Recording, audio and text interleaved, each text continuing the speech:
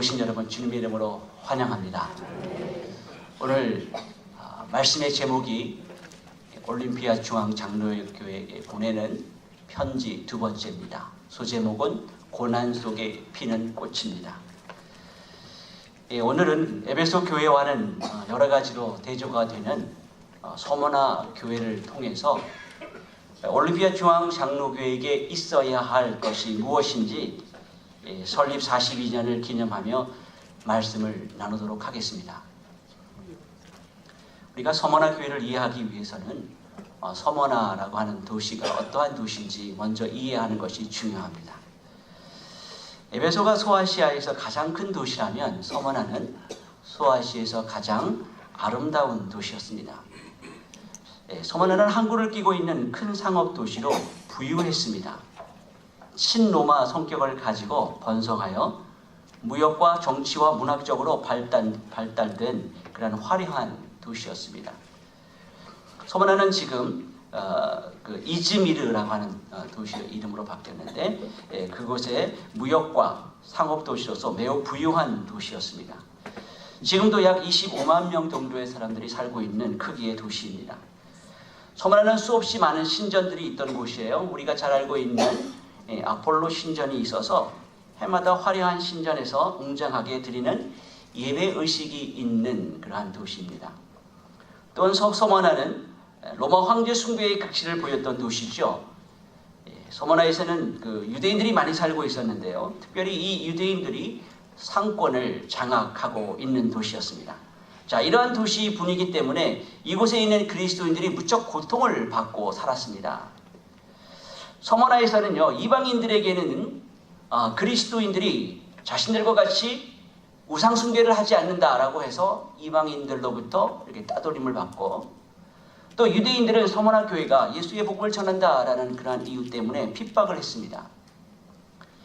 유대인들과 황제에 대한 충성심 경쟁으로 인해서 박해와 핍박으로 늘 죽음의 위협 속에서 그들이 살아가고 있었습니다. 오늘 우리는 서머나 교회의 그 고난을 살펴볼 것입니다. 자, 이들은 예수님으로 인해서 환난을 당하고 궁핍을 당했던 사람들입니다.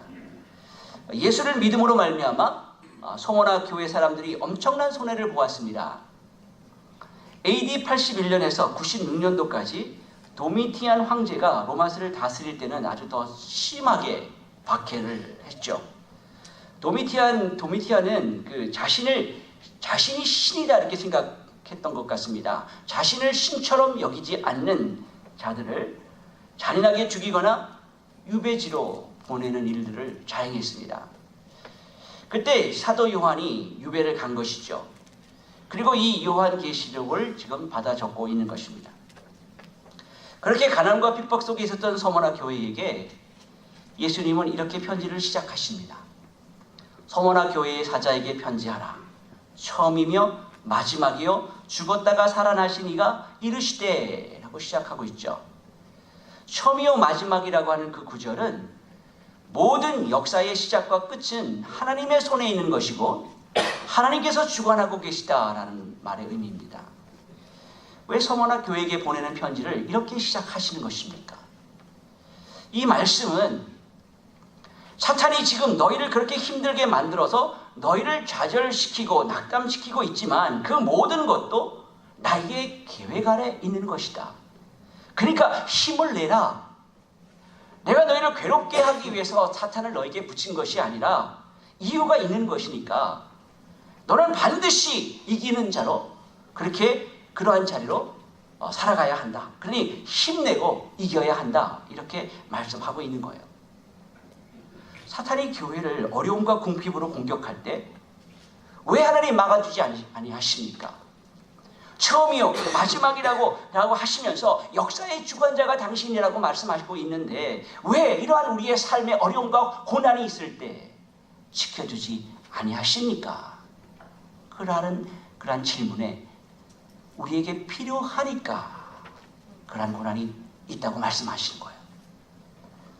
예수님은 서머나 교회에 대해서 이렇게 평가하십니다. 9절의 말씀을 보면 내가 환난과 궁핍을 알거니와 실상은 내가 부요한 자니라.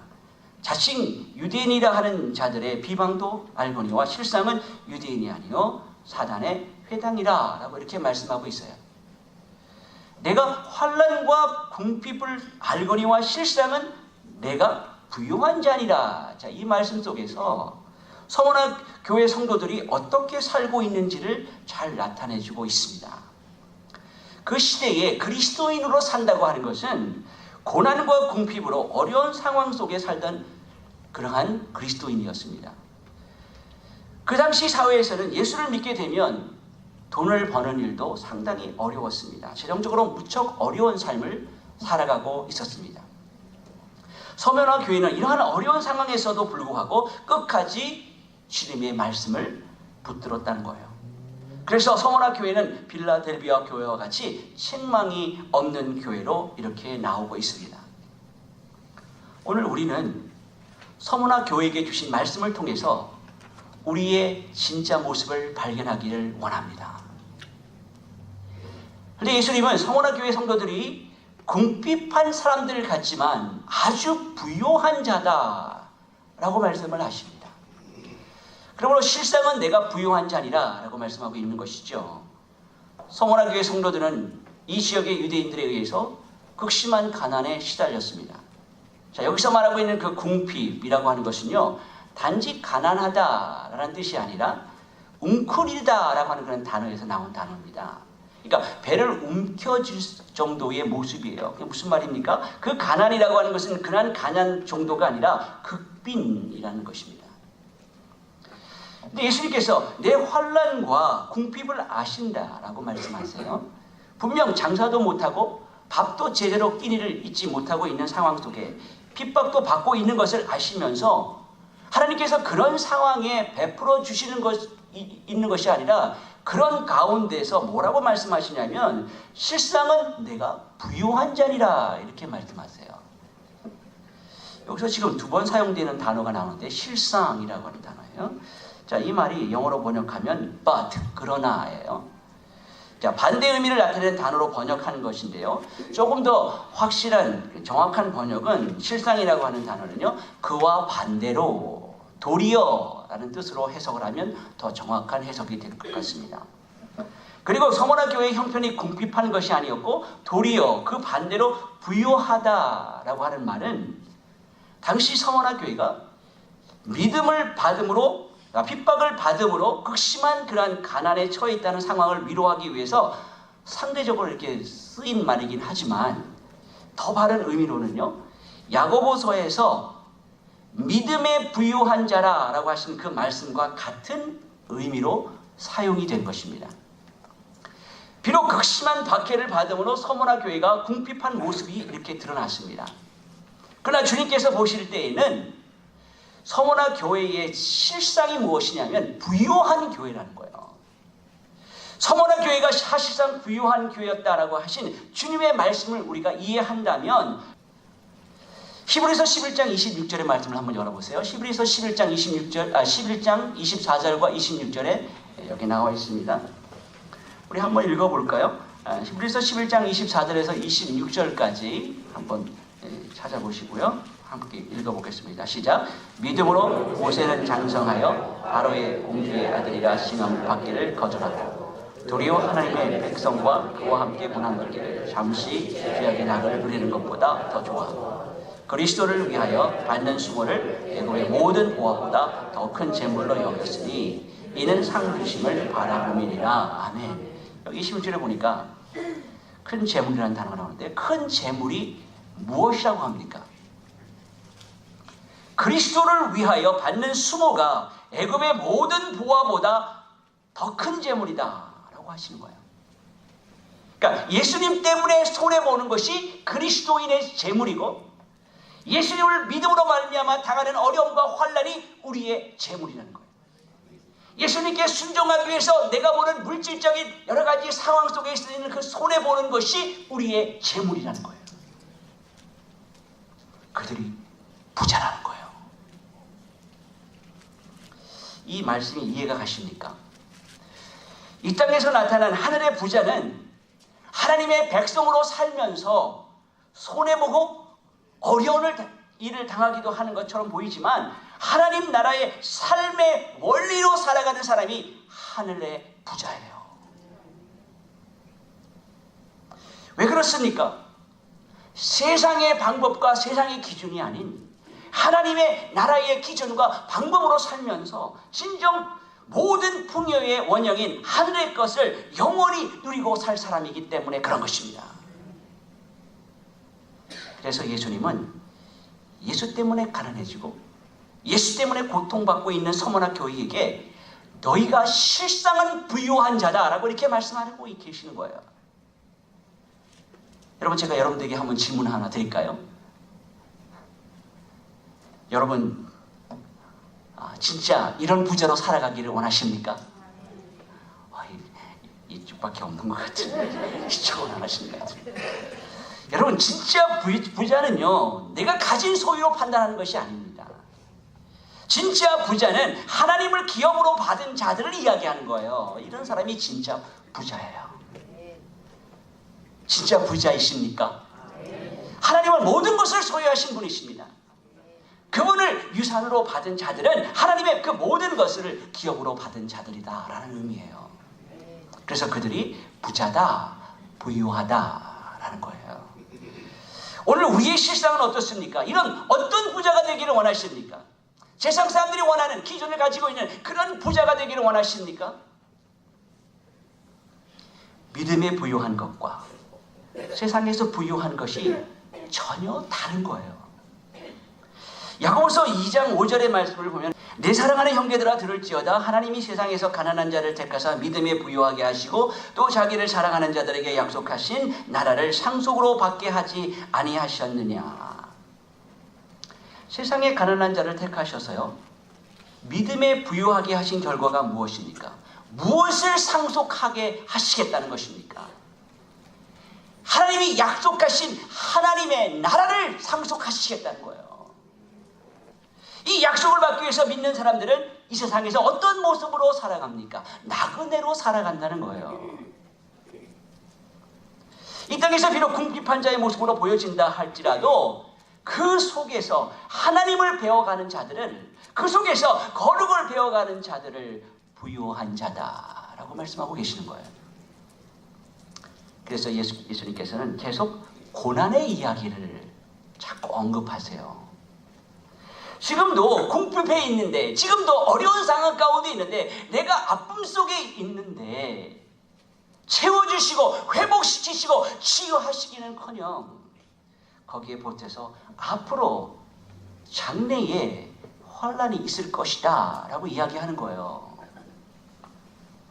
자, 그러면 환난과 궁핍이 무엇을 이루게 하시는 것입니까? 고린도후서 4장 16절에서 18절의 말씀을 보니까 이렇게 말씀하고 있습니다. 그러므로 우리가 낙심하지 아니하노니 우리의 겉사람은 낡아지나 우리의 속사람은 날로 새로워지는도다.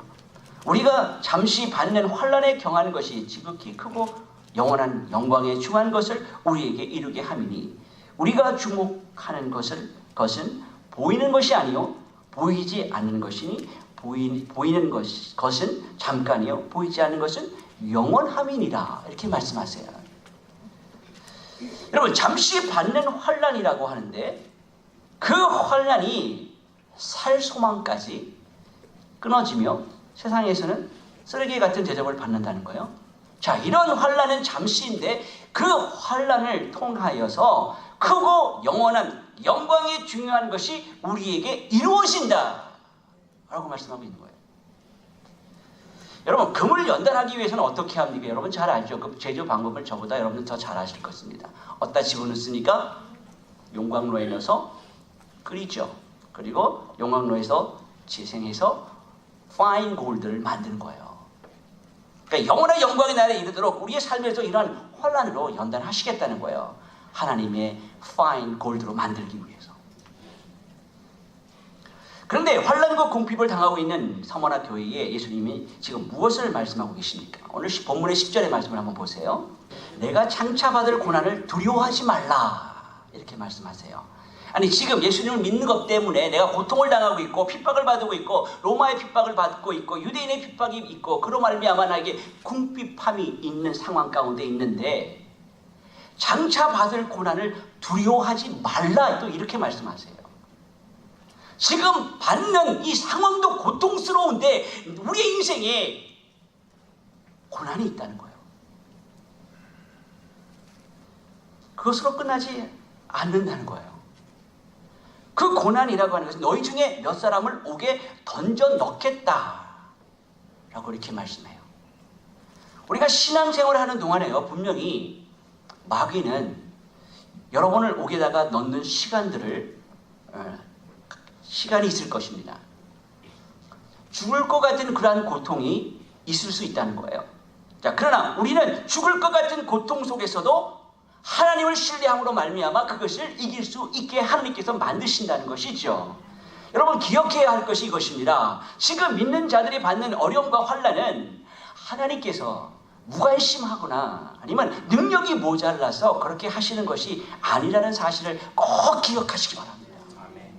나의 지체가 여러분 고난당하고 어려움 속에 있는 지체들이 있을 때에 여러분 오늘 이 말씀을 기억하셔서 꼭 전달해 주십시오. 예수님께서 다 아신다라고 하는 그 말은요, 그들이 당하고 있는 환난과 가난한 삶을 허용하셨다라는 사실을 말하는 거예요. 그러니까 허용하셨을 뿐만이 아니라 예수님께서 그 길을 가셨던 것을 기억하시기 바랍니다. 그러면 왜 허용하시는 것입니까? 어려움과 환난 속에서 우리를 정금과 같이 단련시키시고 거룩하게 만드시고 정결하게 만드시기 위해서라는 거예요. 여러분 다시 한번 여러분 꼭 기억하십시다. 오늘 말씀 가운데 이 환난이 기간이 정해져 있습니다. 10절의 말씀을 보았죠. 10일 동안이라고 그 기간 동안만 허락되어 있다는 사실을 발견하게 됩니다. 마귀가 너희를 시험할 텐데 너희가 10일 동안 환난을 받으리라. 여기서 지금 10일이라고 하는 것은요, 이 시간은 하나님께서 정해놓은 시간이라는 거예요. 10일이라고 하는 것은요, 그들이 넘어지지 아니하고 감당할 수 있다라고 하는 의미가 담겨져 있습니다. 즉 감당할 수 있을 만큼 시험을 허락하신다는 말입니다. 그러니까 10일이라고 하는 것은 너무 긴 시간도 아니고 그렇다고 너무 짧은 시간도 아니에요. 물론 이것을 문자 그대로 10일이라고 이해하시면 안 되는 것 아시죠? 고난을 다 잊어버릴 정도로 짧은 기간도 아니고 그 고난에 져서 신앙을 잃어버릴 정도로 긴 시간도 아니라는 거예요. 10일이. 이 10일의 고난은 우리를 정결하게 그리고 영적으로 거룩하게 하고 하나님만 사랑하게 하는데 충분한 시간이라는 거예요. 사랑하는 성도 여러분, 그러므로 우리가 신앙생활 하다가 어려운 문제를 당하실 때 낙심하지 마시기 바랍니다. 여러분이 하나님을 받아야 할 훈련을 다 받지 못하고 회피해버리면 그것으로 끝나는 것이 아니라 다른 모습으로 그것과 같은 크기의 어려움이 반드시 우리에게 나타나게 되어 있습니다. 10일이라고 하는 그런 완전수의 기간을 우리는 반드시 채워야 합니다. 왜냐하면 이 모든 어려움은 주님께서 알고 계시는 어려움이고 이 모든 어려움은 또한 어떠한 목적을 위해서 잠시 우리에게 허락한 것이기 때문이라는 거예요. 사실 주님께서 서머나 교회를 위로하시면서 알려주신 그 10절의 소식은 너무나 두려운 소식이었습니다. 그렇죠? 지금의 고난도 죽을 지경인데 그 고난이 당분간 계속될 것이라고 하는 소식을 들었을 때 어떻겠습니까? 그들이. 더군다나 그들 중에 신실한 몇 형제를 옥에 던져 놓을 것이다 라고까지 말을 하고 있잖아요. 자, 이것을 통해서 알 수 있는 것이 무엇입니까? 거짓 위안, 거짓 위로, 그것이 얼마나 위험한 것인가를 알게 되죠. 예수 믿으면 여러분의 삶에 번영이 약속되어 있습니다. 예수 믿으면 만사가 형통합니다라고 하는 그런 거짓 위안이 얼마나 위험한 것인지 여러분 아십니까? 지금 고난을 당하고 있는 사람이 있다고 무조건 앞으로 잘 될 거야 라고 위로하는 것은 자칫 그릇된 기대를 하게 함으로 더 견디지 못하게 만들 수 있다는 거예요. 고난이 분명 길어질 것인데 아무런 일이 없고 앞으로 잘 될 것이다 라고 하는 그런 식의 위로는 바른 위로가 아닙니다. 서머나 교회는 주님 때문에 고통 속에 있었지만 앞으로도 당분간 그 고통이 심해질 것이고 심지어는 순교까지 당할 것인데 이것을 말하지 아니하고 앞으로 잘 될 것이야 라고 하는 것은 말이 되지 않는 거예요. 진정한 위로가 아니라는 거예요. 오히려 주님은 너희에게 앞으로 10일 동안 환난이 계속 이루어질 것이고 어려움이 있을 것이지만 지금 있는 어려움과 장차 있을 환난을 두려워하지 말고 죽도록 충성하라, 그렇게 말씀하고 있습니다. 앞으로 환난이 온다고 하는데 두려움이 없을 사람이 어디 있겠습니까? 주님의 대처 방법을 한번 보세요. 그 두려움을 피하거나 믿거나 감추지 말고 뭐라고 말씀하시냐면 죽도록 충성하라.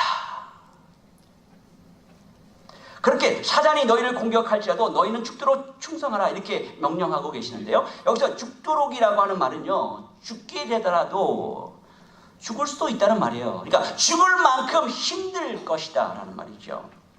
자, 그래도 그 고난 가운데 길이 생기고 그 고난 가운데 생명이 있다라고 말씀하고 있어요. 그래서 우리에게 끝까지 예수 그리스도와 하늘의 그 소망만을 바라보고 살아가라, 우리에게 말씀하고 계시는 거예요. 때때로 우리에게 오는 궁핍과 어려움과 고난을 통해서 하나님의 자녀로 지어져 가시면 되는 거예요. 근데 그 길이 쉽지가 않습니다. 어려울 수 있습니다. 죽을 것 같은 것처럼 힘들 때에 8절의 말씀처럼 죽었다 다신 예수 그리스도를 생각하시고 주님만 바라보시기를 바랍니다. 우리는 죽어야 다시 살 수 있다는 이 사실을 기억하시기 바랍니다. 소모나는요, 태양신과 황제를 숭배했던 도시이기 때문에 앞장서서 예수를 믿는 사람들을 붙잡아서 사형을 처하게 하고 또 화형을 시키기도 하고 온갖 박해를 다 가했습니다. 서머나 교회에 폴리캅이라고 하는 분이 계셨어요. 이 폴리캅을 잠깐 소개하고자 합니다. 바로 이 계시록의 편지를 읽고 폴리캅 감독은 화형대에서 그렇게 당당했던 것입니다. AD 155년에서 165년이면 요한계시록에 쓰여진 한 60년 이후의 일입니다. 폴리캅은 서머나 교회에 도착한 이 요한계시록을 읽으면서 그의 죽음 앞에서도 평안을 잃지 않았던 사람이었습니다. 이 교회의 감독이었던 폴리캅의 그 순교 장면이 매우 유명한 것을 여러분 알고 있을 것입니다. 폴리캅은 사도 요한의 제자였습니다. 그가 섬기던 교회는 서머나 교회였고 그곳의 감독이었어요.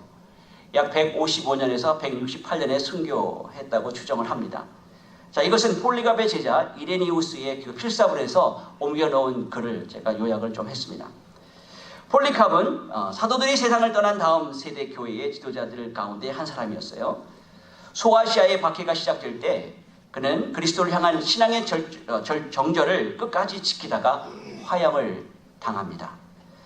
그를 쫓는 자들이 마치 강도를 잡으려 하는 그런 듯이 완전 무장하고 많은 사람들을 대동해서 그 폴리캅을 찾아다녔습니다. 마침내 폴리캅이 그들에게 잡혔습니다. 그리고 그들이 그를 나귀에 태워서 성내로 끌고 들어갑니다. 그날이 안식일입니다. 폴리캅이 원형 경기장 안에 들어왔습니다. 그때 총독이 원형 경기장 안에서 수많은 군중들 앞에서 그에게 이렇게 질문을 합니다. 물어봅니다. 예수를 한 번만 부인해라. 그러면 살려주겠다. 라고 말하죠. 그때 폴리캅이 한 유명한 말을 여러분들이 기억할 것입니다. 내가 86년 동안 그분을 섬겨왔지만 그분은 내게 절대로 해를 입히신 일이 없습니다. 그런데 내가 어떻게 나의 왕이요 나의 구주이신 그분을 욕할 수 있겠습니까? 성난 군중들이 그를 장작더미 위에 올려서 화형시키라고 아우성을 칩니다. 그러자 총독이 저 장작더미에 태워져 죽임을 당하게 될 것이라고 위협을 합니다. 그때 폴리캅이 뭐라고 이야기합니까? 당신은 1시간 동안 타다가 잠시 후면 꺼져버리는 불로 나를 위협하고 있지만 경건지 못한 자들을 위하여 예비된 심판과 영원한 형벌의 불에 대해서는 전혀 모르고 있군요. 라고 총독을 오히려 측은히 여겼다고 하죠. 그리고 그렇게 머뭇거리고 있는 동안에 어찌해서 이렇게 지체하고 있습니까? 당신들이 원하는 대로 빨리 속히 행하십시오. 라고 서둘러 죽음을 맞이하게 됩니다. 저는 오늘 요한계시록의 이 편지를 통해서 2000년 전에 요한에게 그리고 폴리캅에게 서머나 교회의 교인들에게 임했던 그 감동이 오늘 설립 42주년을 맞이하는 우리 올림피아 중앙장로교회에게 동일하게 임하기를 간절히 소원합니다. 네. 여러분 그동안 수고가 많으셨습니다. 그렇게 환난과 궁핍을 이겨낸 자들에게 무엇이 약속이 되어 있습니까? 오늘 본문 11절 말씀을 보니까 귀 있는 자는 성령이 교회에게 하시는 말씀을 들을지어다. 이기는 자는 둘째 사망의 해를 받지 아니하리라. 여러분, 둘째 사망이 뭔지 아시죠? 무엇입니까? 불타는 못, 지옥. 그것이 바로 둘째 사망이에요. 여러분, 이 세상에서 우리가 죽는 것을 두려워하지 마시기 바랍니다. 우리가 진정으로 두려워해야 될 것은 무엇이냐면 하나님으로부터 완전히 버림을 받는 거예요. 그리고 버려져서 둘째 사망 지옥에서 하나님과 영원히 분리되는 것을 두려워하셔야 합니다. 사탄은 이렇게 환난과 궁핍을 통해서 교회를 시험할 것입니다. 그때 하나님을 원망하고 심한 두려움과 또 염려와 좌절에 빠진다면 여러분은 사탄에게 지는 거예요. 범사에 여러분에게 일어나는 그 환난과 궁핍은 우리에게 유익이 되는 것입니다. 하나님께서 우리에게 생명의 관을 주시기 위해서 지금 허락해 주시는 좋은 것이라고 생각하시기 바랍니다. 사랑하는 성도 여러분, 아직도요 지구촌에는 예수를 믿는다는 이유 때문에 박해를 받는 사람들이 너무나 많이 있습니다.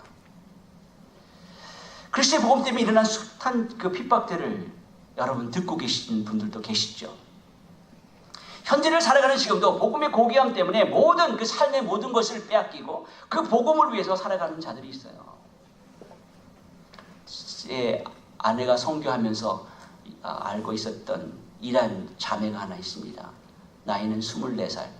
예수를 믿는다고 하는 이유 때문에 모든 삶을 박탈당하고 감옥에 갇혀 있습니다.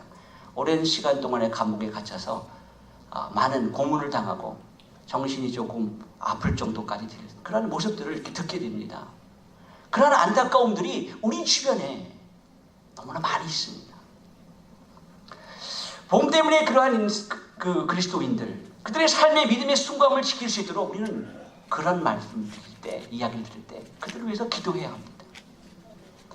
여러분이 기도할 때마다 그들이 어떠한 세상의 유혹 앞에서도 믿음을 끝까지 지킬 수 있도록 기도로 동역해야 합니다. 우리가 기도해야 하는 일이 여러 가지 많이 있지만 기도해야 하는 이유는 그 어떤 것보다 더 부유한 것이 또 어떤 것이 더 가치 있는 일이고 그리고 둘째 사망에 이르지 않는 유일한 길이 바로 이것이기 때문에 우리는 기도해야 하는 것입니다. 우리가 그 어떤 것으로도 그들에게 도움을 줄 수 있습니까? 오히려 그들은 우리보다 더 부유한 자일 수 있어요. 우리에게 이러한 실질적이며 피부로 와닿는 믿음으로 인한 고난이 느껴지지 않더라 할지라도 그리스도인들에게 있어서 믿음을 지키기 위한 고난은 당연히 따라오게 되는 것입니다. 이 세상을 살아가는 그리스도인에게는 세상과 버탈 수 없는 그러한 고통과 어려움이 반드시 따라올 수 있습니다. 자, 이것이 하나님께서 당신의 자녀를 양육하신 방법임을 여러분 기억하시기 바랍니다. 우리에게 주어진 믿음의 유산을 가장 중요한 것으로 여길 수 있는 영적인 시각이 열리기를 소원합니다. 교회 설립 42주년을 맞이하며 기념 예배에서 받을 수 있는 선물이 이것입니다. 여러분의 영적인 시각이 바르게 회복되는 복이 임하시기를 소원합니다. 주님이 우리에게 주신 그 놀라운 구원의 선물을 평생 간직하고 주님 오시는 그날을 소망하며 그날 만날 날을 소망하며 반드시 승리하는 하나님 백성의 삶을 살아가는 저와 여러분 되시기를 소원합니다. 환난과 궁핍 가운데서도 끝까지 신실한 자로 부유한 자로 고난 속에서 오히려 그 믿음의 꽃이 소망이라고 하는 꽃이 피어나기를 기대하며 항상 기뻐하는 자로 살아가는 저와 여러분들이 되시기를 예수 그리스도 이름으로 간절히 축원합니다.